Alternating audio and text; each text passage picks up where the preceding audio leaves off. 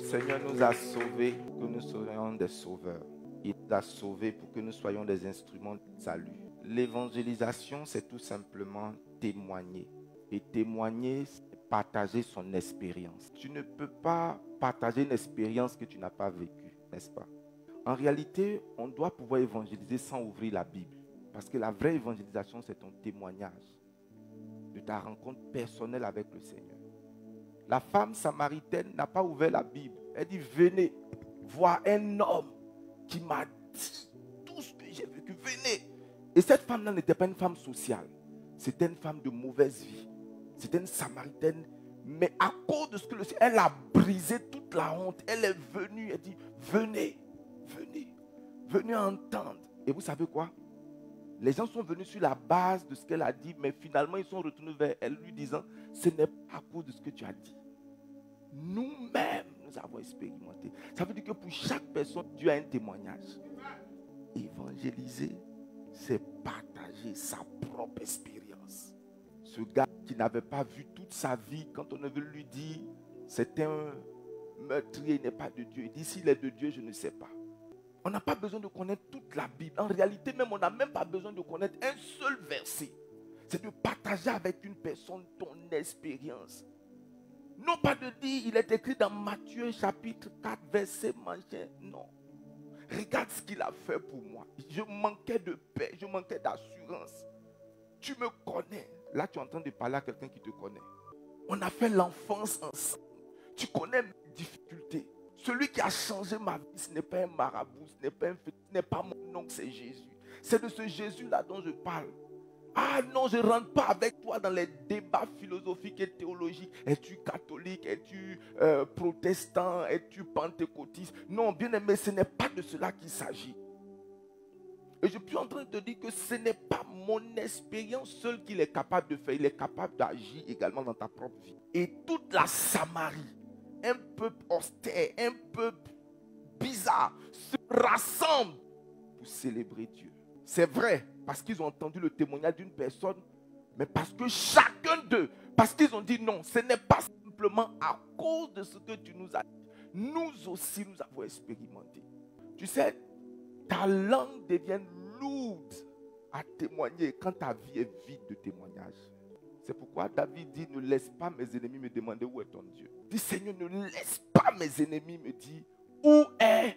Tu sais, c'est tellement offensant que quelqu'un te regarde et te dit, si je dois me convertir pour avoir la vie que tu dois, je préfère rester.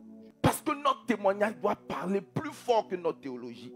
Et je ne parle pas simplement en termes de choses matérielles. Je parle également en termes de paix intérieure, en termes de satisfaction, en termes de joie.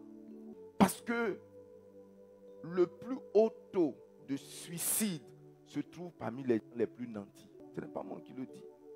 Les statistiques de la Banque mondiale disent que l'un des pays les plus heureux en Afrique, c'est le Nigeria. Or, c'est là-bas, il y a plus de pauvres. Pourquoi? Parce qu'il y a certaines personnes qui n'ont pas besoin de beaucoup de choses pour être heureuses. Il y a des gens qui ont juste besoin d'un petit truc. Il y a une vidéo qui marche sur TikTok où un gars sous la pluie. Il est là, il danse. Et tu vas voir quelqu'un qui est au milieu de la climatisation. Son compte en banque est rempli, mais il est stressé, il est angoissé, il n'est pas heureux. Parce que la joie ne dépend pas de tous ces facteurs extérieurs. Et bien aimé, moi je sais une chose. Ce que le Seigneur fait dans la vie d'une personne, aucune autre chose extérieure ne peut lui apporter cela. C'est ce qui fait de lui Dieu. C'est ce qui fait de lui Dieu. Une sœur m'a posé une question. Elle a dit, si Dieu te demandait 3 choses, qu'est-ce que tu allais répondre? Et j'ai commencé à citer. Et quand j'ai fini, elle m'a dit, je suis satisfait de ta réponse. Elle dit, je pensais que tu allais dire que Dieu te donne la sagesse comme Salomon, ou qui te donne l'argent, ou qui te donne ci. Elle dit, parce que je connais des gens qui ont l'argent, qui ont sérieusement le malakai, mais qui doivent boire des somnifères pour dormir. Ils doivent boire quelque chose pour dormir, ou pour être excités. On va faire une prière. Ta vie ne doit pas être vide de témoignages. Chaque jour, chaque mois doit être une occasion pour le Seigneur de manifester quelque chose dans ta vie. On est tellement accoutumé à la religion qu'on est devenu bizarre. Seigneur, fais quelque chose dans ma vie qui annoncera ta grandeur et ta puissance autour de moi. Hors de l'Égypte et qui sont arrivés dans le désert. Et qu'en plein désert, Dieu a commencé à se fâcher parce que Dieu les met ici, ils mettent là-bas. Dieu fait comme si, ils vont comme ça. Dieu dit, je vais ouvrir la terre. Je vais les engloutir eux tous. Et c'est terminé. Et Moïse va dire au Seigneur, et les autres peuples l'entendront. Et ils ne vont pas se référer au fait que ces gens-là ont été désobéissants. Ce qu'ils diront, c'est que tu les as pris de l'Égypte et tu n'as pas pu les emmener.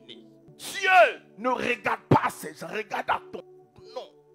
Et à cause du nom du Seigneur, il a suspendu ce qu'il voulait. Ta vie est souvent la seule opportunité que quelqu'un entendra parler du Seigneur. Je peux vous dire que les gens sont fatigués de théologie. Ils ont besoin. Tu sais, souvent tu viens parler avec quelqu'un, tu dis la Bible, dit non, mets la Bible de côté, parle-moi. Est-ce que vous n'avez jamais entendu ça? Non, il est écrit dans Matthieu. Je te dis, bon, on va étudier la Bible aujourd'hui. La foi. Non, laisse-moi ça. Dis-moi, parle-moi. Dis-moi un peu. Les gens peuvent sentir ton cœur. Qu'ils entendent, rappelle-moi ton nom, mon fils. Steve, mon quartier, pour dire, voici ce que le Seigneur a fait de ma vie. Que ta mère, souvent, t'a même abandonné, qui ne croyait pas en toi. Tu vois, et puis tu dis, qu'est-ce qui se passe? Ce témoignage, chaque personne qui donne sa vie à Dieu n'est pas simplement une personne allant au ciel. C'est une personne qui est une source d'inspiration pour d'autres personnes. Afin qu'elle dise, je veux marcher avec ton Dieu. Alléluia. La première personne à être surprise parce que Dieu fera dans ta vie, ça sera toi-même. Je dis, ça sera toi-même. Tu vas te réveiller en pleine nuit en train de pleurer. Pas pleurer de tristesse, mais pleurer de joie. Tel sera ton témoignage au nom de Jésus. Acclame très fort. Assieds-toi dans la présence de Dieu. L'échelle de Jacob, c'est le thème que nous allons voir ce matin. Dieu, la volonté de Dieu pour toi et moi, c'est que nous soyons élevés. Il est écrit dans le Deutéronome chapitre 28 à partir du verset 1er. L'Éternel te donnera la supériorité sur toutes les nations de la terre. Et quand vous arrivez au verset 13 du même chapitre, on va nous afficher cela. Deutéronome 28. Verset 13, il dit, l'Éternel fera de toi la tête et non la queue. Tu seras toujours en haut. Il y a deux verbes qui se conjuguent dans la vie de l'homme, monter et descendre. Il y a certaines personnes qui montent, il y a d'autres qui descendent. Quelqu'un a dit une fois que la vie de l'homme est comme le battement de cœur, que lorsque vous arrivez, par exemple, en cardiologie, il y a un appareil qui permet d'évaluer que l'homme est en vie. C'est lorsque cet instrument-là monte, descend, monte, descend, monte, descend. Il dit à partir du moment où la chose s'arrête, l'homme arrête de vivre. Et l'interprétation que cette personne a faite, c'est que ta vie sera un ensemble de hauts et de bas, de hauts et de bas. Mais selon la parole de Dieu, ta vie n'est pas censée être une suite de hauts et de bas. Il dit, tu seras toujours... Écoute-moi bien. Que dit la parole de Dieu? Ce n'est pas ma parole. Il dit, tu seras toujours en haut et jamais en bas. Chaque fois que tu vas avoir le besoin de descendre, ce serait pour aider. Je dis, chaque fois que tu vas descendre, ce ne serait pas pour être humilié, mais ce serait pour aider quelqu'un. Dis amen bien. Il dit, l'Éternel fera de toi la tête et non la queue. Dis avec moi, l'Éternel fera. Dans la vie, il y a des choses que vous faites pour vous-même, dont Dieu ne voudra pas les faire à votre place. Quand le Seigneur, il y a des choses qui relèvent exclusivement de l'homme. Et il y a ceux où l'homme a besoin de collaborer avec Dieu. Et il y a des choses qui relèvent uniquement de Dieu. Tu ne peux pas prendre sa place. Et il y a des choses également, Dieu ne prendra pas ta place.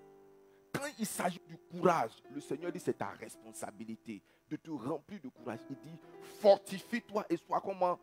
Prends courage, prends courage, prends courage. La prière relève de l'homme. C'est toi qui dois prier pour toi-même. De la même manière que la nourriture dans le ventre de ton voisin ne peut pas te rassasier. Il y a des choses que Dieu ne fera pas pour toi-même. Parmi lesquelles le fait d'opérer dans le fonctionnement de Dieu. Il y a des choses que Dieu ne fera pas pour toi. Est-ce que quelqu'un est avec moi? Donc il y a des choses qui relèvent uniquement de nous. C'est une liste de choses que la Bible établit qui relèvent de nous. Nos choix, relève de nous. Le fait que nous soyons courageux ou découragés, ça relève de nous. Est-ce que vous savez que nos humeurs dépendent de nous? Que tu sois joyeux ou non, non. Ce que les gens te font dépend d'eux. Comment tu réagis à ça, ça dépend de toi. Ça ne dépend pas d'eux. C'est-à-dire, on peut t'insulter, puis tu peux choisir de ne pas te laisser pénétrer par ça. C'est ton choix. Donc, tu ne peux pas dire non, c'est parce qu'il a fait ça. Non, non, Dieu dit non. Tu avais le choix. La manière dont tu te sens, ça dépend de toi. Et il y a d'autres choses qui ont besoin de la collaboration de l'homme avec Dieu. Et il s'en allait. Et le Seigneur travaillait avec eux. Et il y a des choses que Dieu fait avec les autres. Bien-aimé, c'est Dieu lui-même qui dit ici, moi Dieu, je ferai de toi la tête et non la queue. Qui fait? J'ai dit qui fait? Dieu. Alléluia. Est-ce qu'on peut lire Jérémie, je crois, 10, le verset 23, un texte que j'affectionne particulièrement. Jérémie 10, le verset 23. Je vois Dieu bénir quelqu'un au nom de Jésus. Alléluia. Il dit, je le sais, ô Éternel, la voix de l'homme n'est pas comment? À son pouvoir. Il y a des choses qui relèvent du pouvoir de l'homme, mais son chemin, le plan de sa vie, ce qu'il doit devenir, ce qui est écrit dans ton plan. Seigneur, je sais, ça ne dépend pas de lui. Ce n'est pas son pouvoir. Ce n'est pas à l'homme, quand il marche, de diriger comment? C'est pas. C'est quoi? Une des prières, c'est quoi? Seigneur, dirige mes pas. Que dit la parole de Dieu? Telle voix semble être juste devant un homme. Mais sa voix est comment? La voix de la mort. Les choses apparentes cachent souvent des pièges. Ta connaissance de l'homme, des situations et des événements est limitée.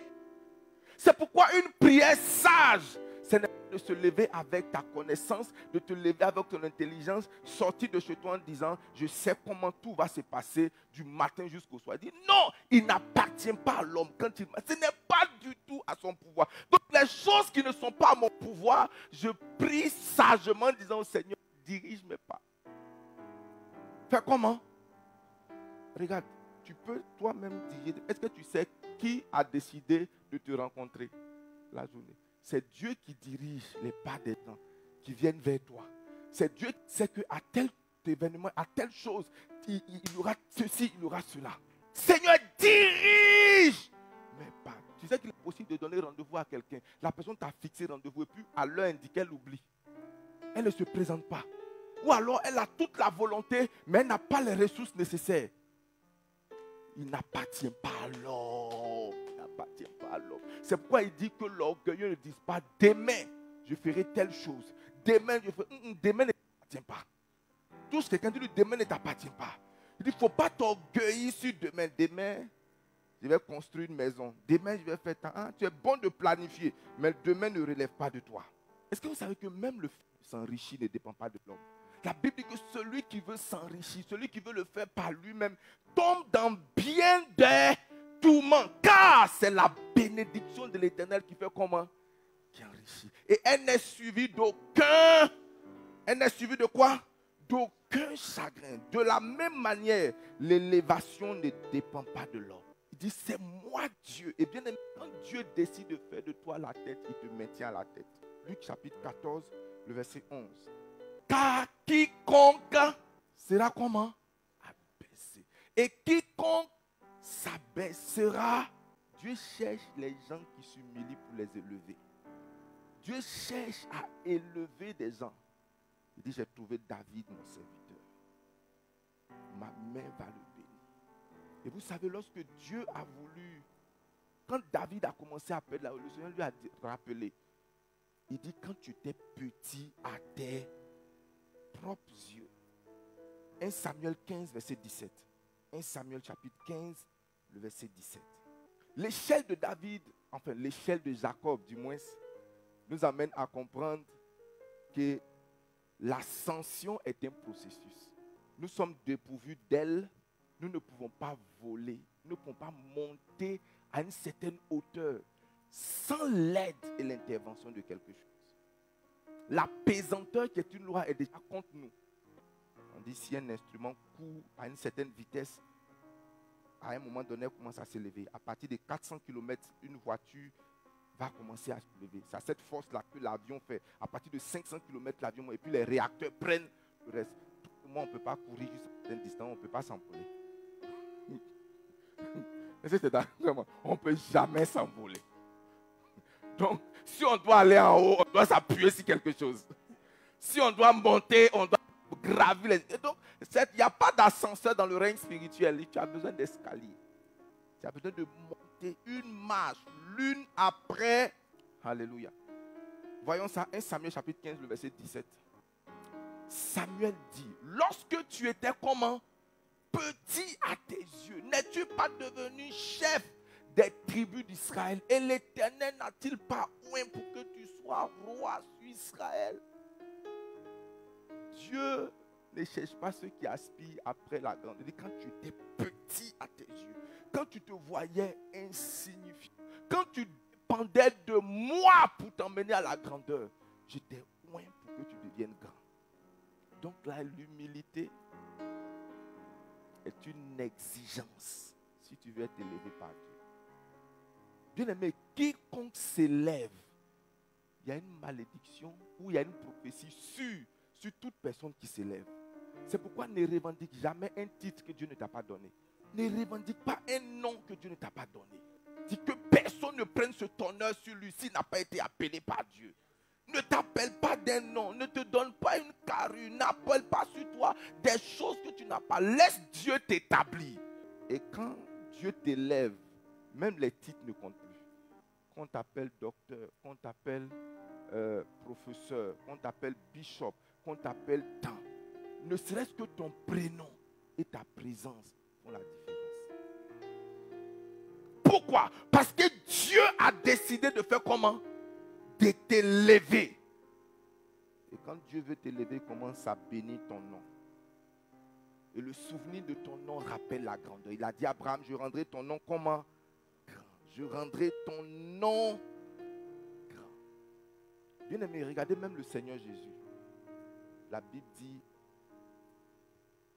de Dieu qu'il était, il ne s'est pas comparé, il ne s'est pas vu comme l'égal de Dieu. Il pouvait revendiquer cela, il dit, il ne s'est pas vu comme l'égal de Dieu, parce que dans la Trinité, tel qu'on nous enseignait en théologie, il n'y a pas un sous-Dieu. Dieu le Père n'est pas au-dessus de Dieu le Fils, et Dieu le Saint-Esprit n'est pas au-dessus de Dieu le Saint. Ils sont tous les trois dieux. Ce que Dieu le Père fait, Dieu le Fils peut le faire. Ce que Dieu le Fils fait, Dieu le Saint-Esprit fait. Dieu le Fils parle, Dieu le Saint-Esprit parle. Jésus guérit, le Saint-Esprit guérit. Eux tous le font. Mais la Bible dit, il n'a pas regardé son égalité avec Dieu. Mais il a pris la position d'un homme, se faisant le serviteur de tous. Et c'est pourquoi il s'est humilié. Il s'est humilié jusqu'à la mort de la croix. C'est pourquoi Dieu l'a souverainement élevé. Je ne suis pas en train de vous dire quelque chose, mais je suspecte que celui qui s'est abaissé parmi les trois est devenu le plus grand de tous. Il dit, c'est pourquoi Dieu l'a souverainement élevé. Et là, lui a donné le nom qui était au-dessus de tous les... Au-dessus. Docteur, au-dessus. On était égal. Dans l'évolution, on dit, il a reçu le nom qui est comment? Au-dessus. Pas parce qu'il réclamait la grandeur. Pas parce qu'il voulait la grandeur. Car celui qui s'élève sera abaissé. Et il nous dit, c'est le deuxième ou le troisième, dit que celui parmi vous qui veut être le plus grand, qui devienne le serviteur. Qui devienne comment? Le serviteur. J'ai trouvé David mon serviteur. Que Dieu te trouve au nom de Jésus. J'ai dit que Dieu te trouve au nom de Jésus. Quand Dieu voudra élever des gens dans ton domaine d'activité, que Dieu te trouve. Quand Dieu voudra élever des serviteurs de Dieu dans ce pays, que Dieu te trouve. Quand Dieu veut élever des hommes et des femmes, que Dieu te trouve. Quel est le critère par lequel Dieu trouve? Il dit, j'ai trouvé. J'ai trouvé David, mon serviteur.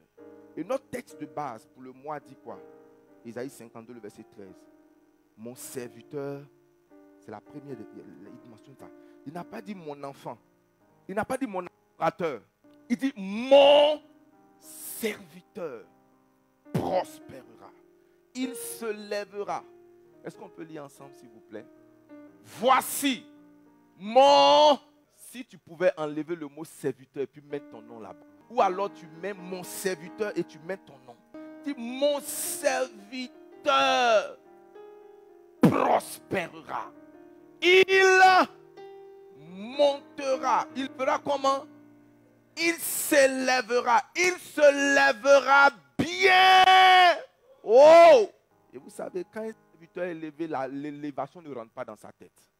Les hommes du monde disent même que c'est les tonneaux qui font beaucoup de bruit. Bien aimé, quand vous voyez la vraie grandeur, elle est silencieuse. La vraie grandeur, la vraie prospérité ne fait pas du bruit. Quand vous arrivez au feu de la palmeraie, le feu de la palmeraie, il y a un dispensaire là, à côté. Au feu, il y a un dispensaire. Et à l'angle, il y a un immeuble qui vient d'être construit. Je ne sais pas si vous, ceux qui passent par là-bas, si on vous dit le gars qui a construit, sa femme et lui, deux jeunes, comment je le sais? Une de mes filles allait dire que non, je veux un terrain pour faire lavage. Et puis quand elle arrivait, elle dit non, je veux louer à 50 000. Et quand elle s'est dit non, c'est ma femme et moi qui avons construit ça. Puis mais quand vous les regardez, ils sont venus dans une voiture banale. Mais avec leur simplicité là, voilà ce qu'ils ont déposé. Et après, parlez-moi de votre histoire, parlez-moi de votre parcours. Comment ça dit, quand tu veux atteindre la grandeur, n'attire pas le bruit. Quel est votre nom? Des gens, le monsieur est bizarre. Quand vous regardez son habit, c'est-à-dire, ce n'est pas que c'est un habit délavé, mais il n'y a rien qui a pour attirer le regard. Pourquoi? Parce que les gens qui n'ont pas mettent l'accent sur des choses extérieures. Ils soulignent beaucoup de choses, ils mettent le... Imagine quelqu'un qui cherche le respect mais qui n'a rien. Puis quelqu'un d'autre qui ne cherche même pas un respect. Quand il arrive quelque part, il est assis. Il va à une cérémonie là, assis. Non, servez-moi quelque chose. Et c'est quand on passe, on dit, c'est le propriétaire de ça. C'est le responsable de ça. C'est le mari. La personne que vous avez vue qui a nettoyé tout à l'heure là, c'était telle personne. Avant que Dieu ne t'élève, il prouve d'abord ton cœur. Bien-aimé, et c'est tout pour t'élever, tu ne peux pas t'élever. Mets ça dans ta tête. Quiconque veut s'élever, il sera comment? Abaissé. Mais quiconque s'abaisse, mais s'abaisse quoi? Sous la main de Dieu. Sous la main de Dieu. Parce que c'est pendant que tu t'abaisses, pas que tu t'abaisses devant les hommes, pas que tu minimises ton titre, pas que tu te méprises. Parce que si je ne parle pas en ce moment-là du complexe d'infériorité, où lorsqu'il arrive, tu te bats. Non, ce n'est pas de cela qu'il s'agit. C'est de dire, Dieu, c'est toi qui élèves. Et quand tu élèves, l'élévation demeure dans la pensée collective de tous. Le temps est avancé.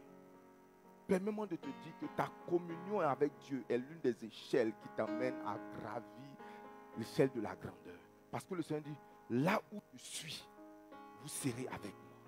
Et notre Dieu est grand. Si tu marches avec un grand, même si tu es son repère, là où il est assis, c'est là où tu es assis. Je ne sais pas si vous comprenez ce que je veux dire. Tu peux ne même pas, parce que tu marches avec un grand, le respect dont la personne jouit là, tu vas jouir du même respect. Pourquoi? Tu es à sa suite. Je vous ai fait asseoir avec moi. Dit de la boue irait-il l'indigent, du fumier irait-il l'indigent, de la boue irait-il le pauvre, pour le faire asseoir avec les grands de son peuple. Bien-aimé, marchez avec Dieu et il t'amènera quelque part. Communion, je parle de ta relation avec Dieu, cette relation que tu as en particulier, que tu construis avec Dieu, dans ton intimité, dans ta vie de prière, dans ta vie d'étude. Seigneur, je veux te connaître, je veux te connaître. Bien-aimé, quand tu marches avec Dieu, là où Dieu est, tu seras. Et l'un des titres de notre Dieu, c'est le Dieu très haut. C'est le Dieu comment? Et je termine. Ambassadeur dit, on nous a enseigné qu'il y a 3 cieux. Moi, je pense qu'il y en a plus. Mais tout le monde reconnaît que le ciel de Dieu est au-dessus de tous les autres. Il y a le ciel naturel, le ciel intermédiaire où le diable et ses démons interagissent et on reconnaît que Dieu est comment au-dessus. Donc si je marche avec Dieu, ma force, mon énergie, ma sagesse, elle est où ça? Il dit celui qui est d'en haut est au-dessus de... Tu n'as pas envié un maçon, un magicien, un sorcier, un féticheur. Tu n'as pas envié toutes ces personnes-là. Pourquoi? Parce que la seule chose par laquelle ils attirent les gens dans leur société secrète, c'est la promesse de la grandeur. Si vous venez avec nous, vous serez grand. Grand dans la société, grand ici. C'est tout ce que le diable promet. Il ne te promet pas la paix. Tout ce qu'il promet, c'est quoi? Mais c'est la grandeur que notre Dieu promet.